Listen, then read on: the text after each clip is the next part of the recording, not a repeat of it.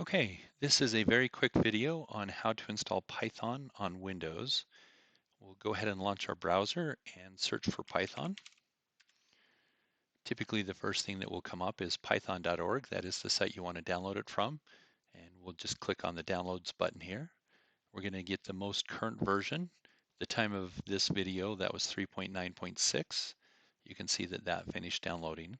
So I'll just click on this up arrow and click on Open to launch the installer. I'll go ahead and minimize our browser here.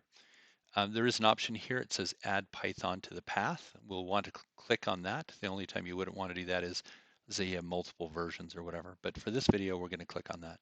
And we'll click on Install Now. That will begin installing Python to the computer.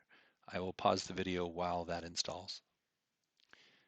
Okay, now that the installation is complete, we'll just close this window and Python is installed. We'll just double check that by opening a command window by typing cmd. And when that pops open, we'll just say Python,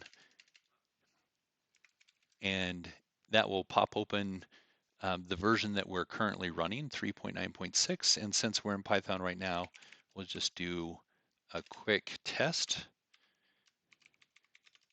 Hello world. And you can see that it works. That was a quick video on how to install Python. I hope you enjoyed it.